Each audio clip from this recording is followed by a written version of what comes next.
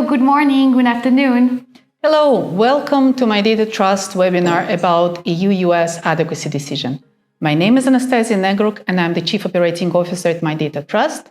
And today I'm here with one of our data protection lawyers specialized in U.S. privacy laws. Yeah, hello everyone. So I'm Manon Darms and I'm CIPP US certified. I'm also data protection lawyer and I am also personal development lead at MyData-TRUST, and I'm happy to be here and to discuss this very intense topic.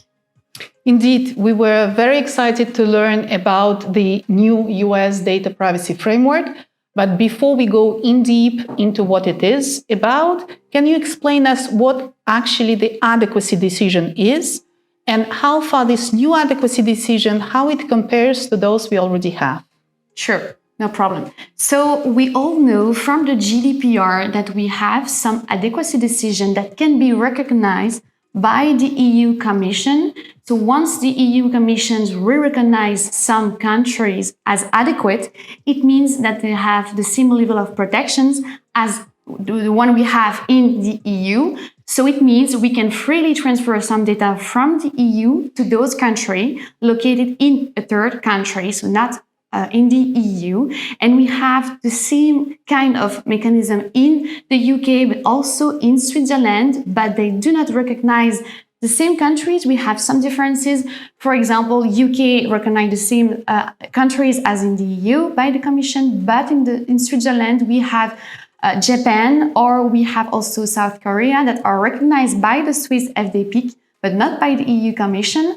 Or we also know that Swiss FDP recognize Monaco or Gibraltar as adequate countries, but it's not the case of the EU Commission. So this is very important recognitions from the EU Commission, but we also know that it's important to have this adequacy decision just because you don't need to have appropriate safeguards in place like SCCs or BCR, or we do not have to look for derogation that are more complex mechanism to put in place than those of the adequacy decision. So it's very an important topic here, but we will explain how it is different from the one of the EU GDPR, the one we have now with the US DPF.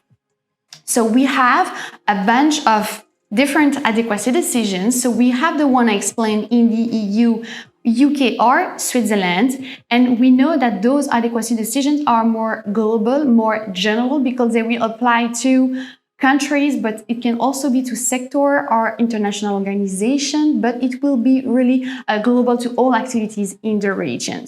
But once you have this adequacy decision, you will be able to transfer to a lot of countries recognized as adequate, and then you do not need to put any further appropriate safeguard or any further condition or any other authorization. So it means really you are free to transfer.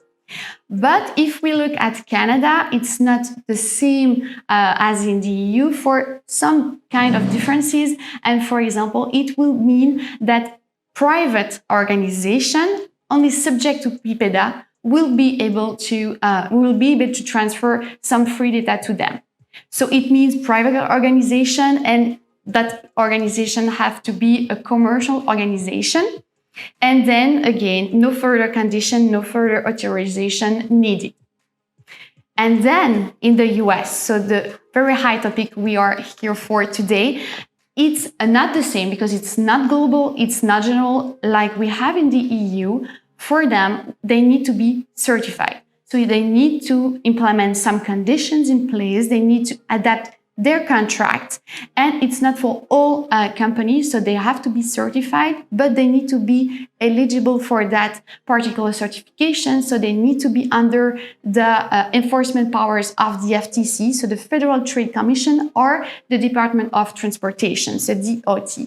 And it's only for commercial organizations too. So there is some exceptions. Not all companies can certify to that one, and we will explain a bit later. We just know that for UK and Switzerland, there is a possibility also to be certified, so to transfer some data from Switzerland to the US or from the UK to the US, but those mechanisms are not yet available. You can already be prepared for it, but it's not yet final and it's not yet official by the official authority authority in the countries. Thank you very much. So we have a very peculiar adequacy decision here. Can you explain us a little bit more about for which organizations it is and actually what is required to get certified? Sure. So as I explained, it's only for certified organizations. So it's not for all organizations, all companies in the US.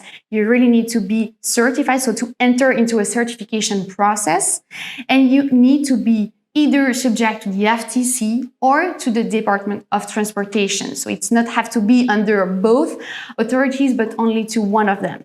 So if we look at FTC, it has to be, we are speaking about commercial organization and Department of Transportation. It means, for example, national highway or drones or aviations. But we can exclude from those two authorities banks, also loans institutions, or common carriers. So those are not eligible to this certification.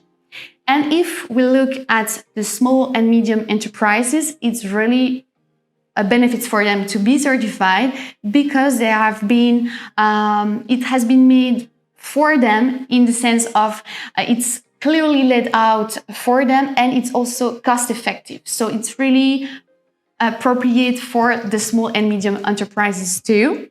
And once you are certified, you are joined into a list, so the Data Privacy Framework list. This list is available, publicly available on the Data Privacy Framework website. So if you are an organization that you need to send some data to the US, to a company in the US, you can already check if this company is in this list, in this Data Privacy Framework list. And you can see that you have an active or inactive tab in this website. So you can see if this certification is active for the company or not. Thank you. So you spoke it's for small and medium enterprises, but to be clear, since MyData-TRUST is active in the life science sector, so is it for biotech companies? So we know that there is a big difference from the Privacy Shield, the previous Privacy Shield, because we knew that at that time, pseudonymized data, key-coded data were not in the scope of this Privacy Shield. Now it is different. So we know, and we can assure you that pseudonymized data and key-coded data are part of the scope. So we know all clients in the health sector, in the life science sector can be included and can be just concerned. Thank you. So how to be compliant? Great question. So it means if you want to be certified, means a certain things. So first, you need to look for the scope of the certification. So we are speaking of single or multiple framework. It means that you can choose to be certified only to the EU-U.S. DPF, or you can choose to be only certified to the Swiss DPF, even though it's not yet recognized, but anyway. Or you can also choose to be certified under the UK, but it's a UK extension. So if you want to be certified for the UK, you also need to be certified under the EU-U.S. So it's a combination. Or you can also choose to be certified under all frameworks. So under the EU-U.S., UK, and Swiss. So you really need to be sure of which framework you want to choose, and then you go for a certification. Once you have that, then you need to update your privacy policy and to upload a copy of it. So you will need to be checked by the International Trade Administration. Once it is finalized, your submission is finalized, then they will tell you it will be published on the website. So it will be made public for everyone. So that's really a big condition for it. So it needs to be updated. In terms of updating, you also need to update your contracts and your privacy notices.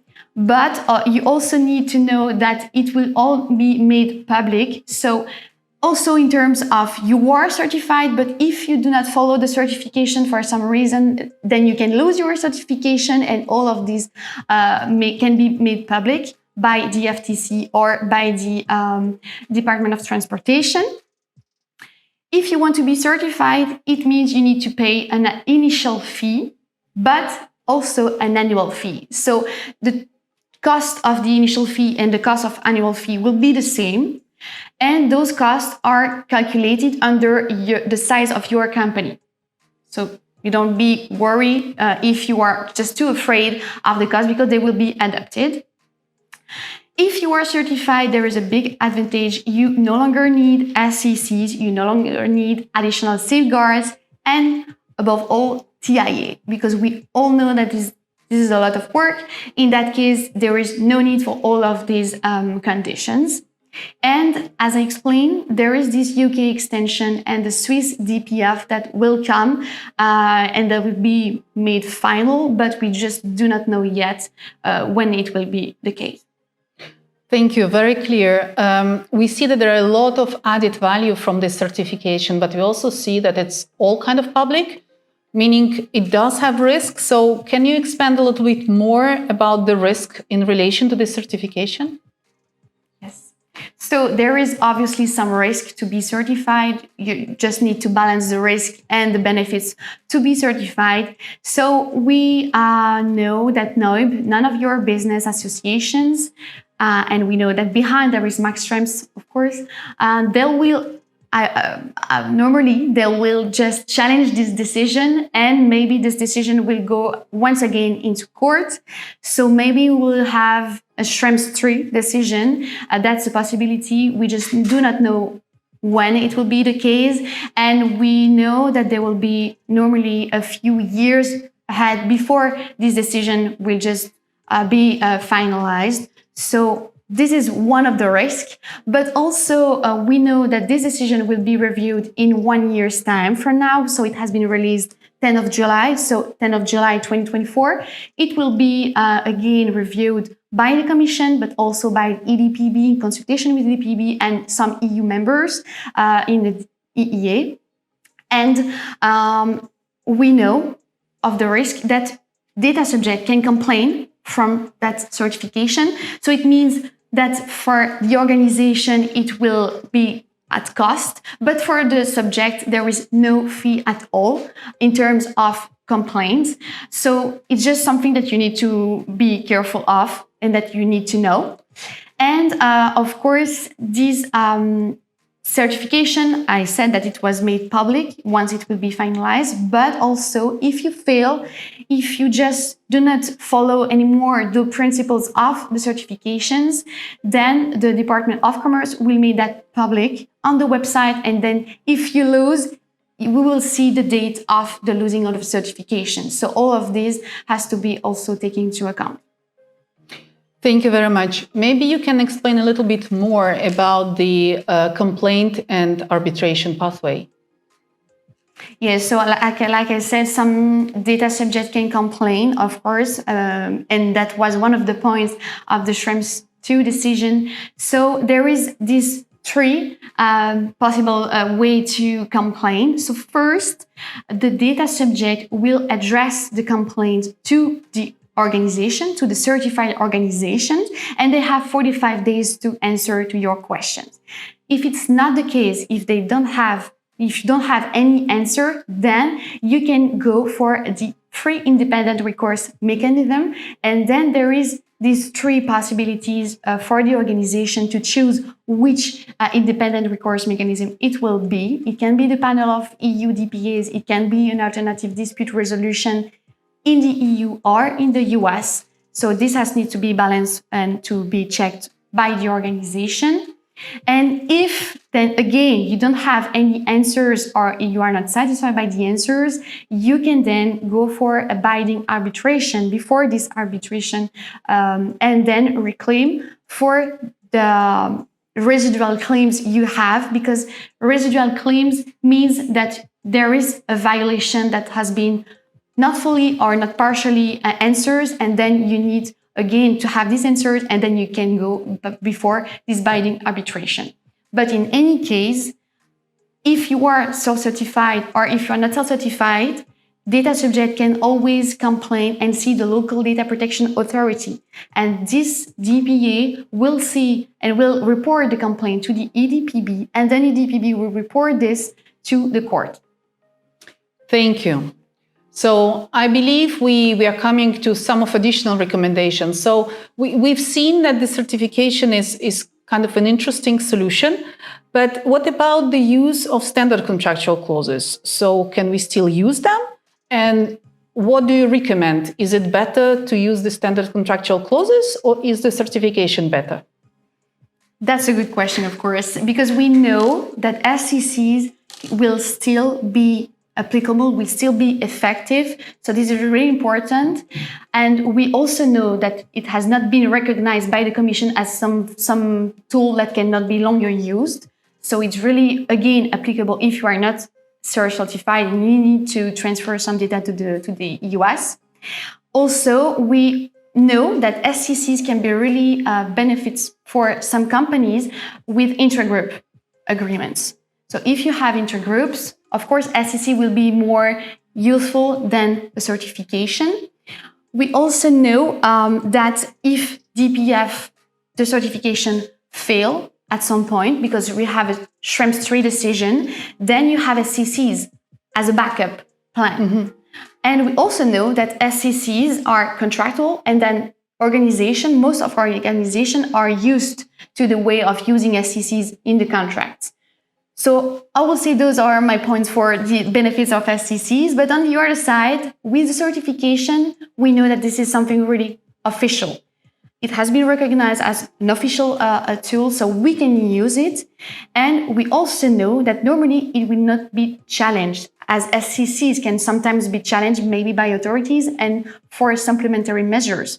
Because if we look at sometimes pseudonymization, we can see that sometimes we can re-identify the data, so maybe an authority can just challenge us by using those supplementary measures. In that case, with the DPF, it will not be the case, except if in 1 year they will review it and challenge other stuff. We also know that if you use the certification, it means you no longer have SCCs to put in place or the TIA. So it's really a good advantage. And we also know that by using SCCs for now, we are not using the right set of SCCs. We are still waiting for the good set of SCCs by the EU Commissions. So we can see the pros and cons of using both of them. I would say that DPF are really more advantage maybe than the SCCs, but it depends, and it has to be just analyzed on a case-by-case basis, of course. But globally, we probably are exchanging a different set of uncertainties, because the uncertainties with the standard contractual clauses are how far the model we use is acceptable, how far the safeguards are really accepted by the data protection authorities, how far the pseudonymization we use is really the valid pseudonymization. Those would be the uncertainties of the standard contractual clauses. On the other hand, the certification mechanism have a good degree of certitude now, but we do not know for how long it will last. Sure. Yeah, thank you. So the last question comes actually, what it takes to implement the certification. So from what we can see in so far, and from what Manon explained, so to having the certification actually require probably to update your data protection policy, depending on how it's written now, if you have one at all. It will require update of notices because some specific information needs to be in the notices. And it also requires still to have a specific wording in the contract, right? Mm-hmm. Yeah, so maybe to come to kind of our last slide, maybe our audience is interested to know what MyData-TRUST can do for our audience, for our clients. What it can do for you is the training and customized advice. So there are many caveats in this framework. So it would be interesting for you, specifically for your case, to understand if certification is worth for you. We can support you in redacting or updating adequate policy that will be uploaded on the website. We can support you in revision of notices to make them compliant to the new requirements. And we can support you in certification process as a whole, though it's not very complicated. So whether you're already our client or not, you're always welcome to become one. Mm-hmm. And with this, I believe that we are at the end of our presentation, so we are open to your questions. Sure. I think we already have one question. So In relation to the patient data privacy, there is a question asking if the US company is already HIPAA compliant. So would this satisfy data privacy requirements? That's a good question. I think it's come from Gerald. So thank you so much. It's not actually the same. So HIPAA is totally different regulations, and we know it's really about reimbursement of patients and insurance here. This is different, and it's not the same purpose. So we are not covering the same legislation, of course. So it may help at some point, but I don't think it is really the same requirements as we have now under the EU-U.S. DPF. So, yeah. The answer is yes and no, because probably the organizations which are HIPAA compliant are much closer to the requirements. Yeah. But in terms of the elements that needs to be in the policy to be uploaded, so it's similar, but it's not exactly the same. So I guess the company which is HIPAA compliant and does have the privacy policy, they'll need to uplift or upgrade this privacy policy to the requirements of the framework. So does the data exporter, the data exporter currently under the standard contractual clauses have a possibility to audit the data importer. So is this possibility still remain under the data privacy framework? That's correct, yeah. So under EU SCCs, we know that this is possible in, for example, under Module 2 or Module 3 of the SCC, so controller to processor or processor to processor. But in the US DPF, this is not the same because exporter will not have this right of audit. It will be enforced by the FTC or by the Department of Transportation. But in any case, you have to just draft a contract. And in this contract, you can include those clauses with the organization. Okay. So it's kind of the same, but it's not totally the same. Thank you. So another question we have, what is the impact of the decision on the possibility to use other tools for data transfers to the United States? So we expanded a little bit on the use of standard contractual clauses, but what about other tools? Other tools like BCR, it will be the same. So it doesn't change the idea of the other tools that are just available. So it impacts SCCs for sure, but we know that Commission recognizes that all safeguards behind the decision of adequacy decision and the executive order will be applicable to any other tool. So it means that if you look for SCCs or for BCR, it will be, you can recognize all the safeguards like the redress mechanisms for those other tools.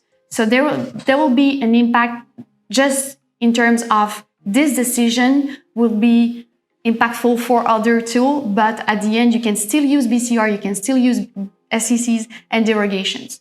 Thank you. We have a kind of back to the future question. So what will be the status of exchange of data if the privacy framework is suddenly cancelled? So back to the future, because it's about what we lived actually when the privacy shield was kind of demolished by the decisions we had. So what if the organization gets certified, suddenly drops the standard contractual clauses, doesn't have them in place? And so what will happen if there is a decision that will say that the data privacy framework is not valid anymore?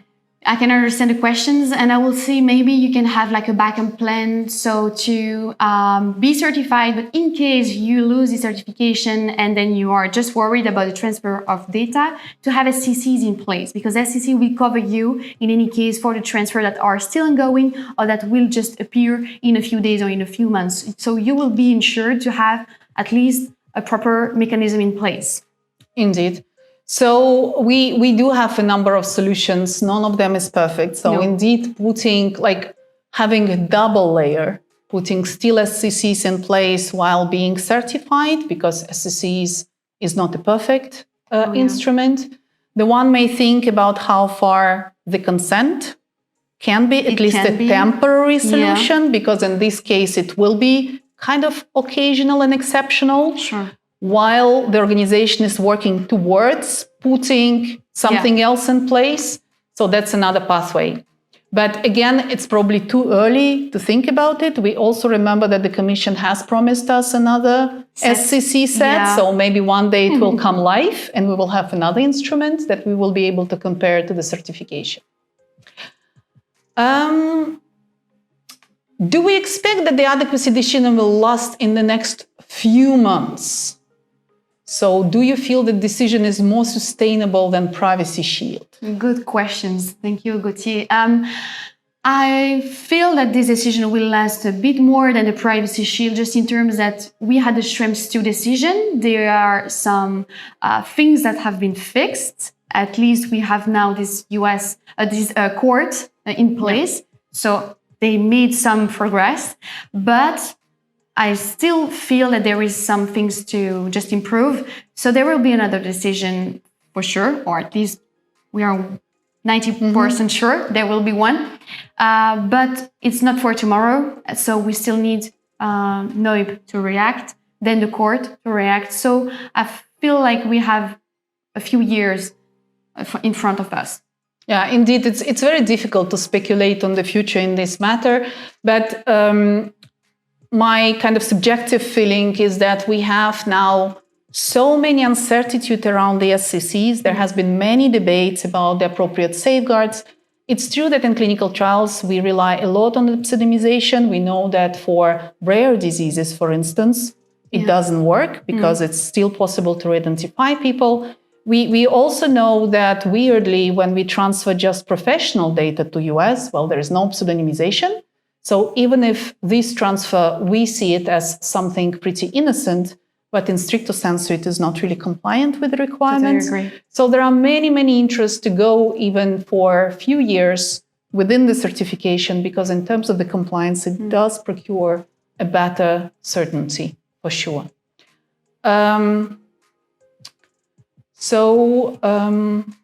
Another question. Is the data stored separately in data centers? If so, is there a purge process? Well, I would just invite the person who asked this question to maybe clarify the question a little bit, because from the onset, I don't really see how it relates to the framework. So the framework basically speaks about the transfers and the modality of transfers and the modality of protection. So the purge process is a very technical question. And from what I understand, if data are stored separately, that doesn't change anything to the fact that there is a transfer. So from an operations point of view, how much cost resources can be saved while certifying? Well, actually a lot. Because the standard contractual clauses, well, they're standard, so you may think it's pretty easy.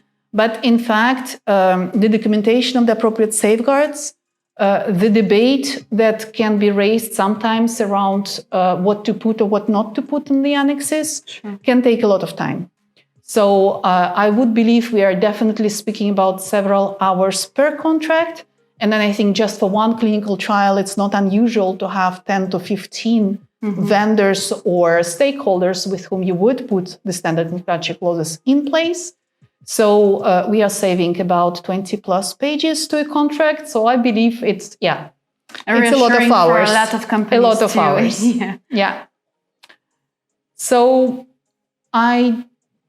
is a transfer impact assessment now required in all situations where standard contractual clauses are used? Is this retrospective or applicable only to new agreements? So that's stricto sensu, not a question about the framework, it's about the standard contractual clauses. And we all know that if you are not certified, you still need to use SCCs. So if you use SCCs, you still need to use this TIA. So the answer is yes. And TIA were already applicable before. They will still continue to be used now. So there is no just... So the retrospective question, it's the same, maybe to touch to the retrospective word, it's the same for the whole of the GDPR. So let's imagine that your clinical trial is finished 10 years ago, but of course we have 25 years of archiving period. So you technically still store the data. So basically, these data, even though it started before GDPR, the GDPR applies now to what you do now. It's the same with the TIA. So if your transfer is happening today, even if the agreement was signed years ago, but you are supposed to make the TIA to ensure that today your transfer is adequate. Correct. So I think we answered a big number of the questions. I think we'll start closing our webinar now. You can find the replay on the page of our event. And by the way, like it, share it, follow MyData-TRUST. And if you do have questions, you can send them to the contact@myData-TRUST.com. And with this, I thank you very much for your interest in our webinar. Thank you so much. See you. See you.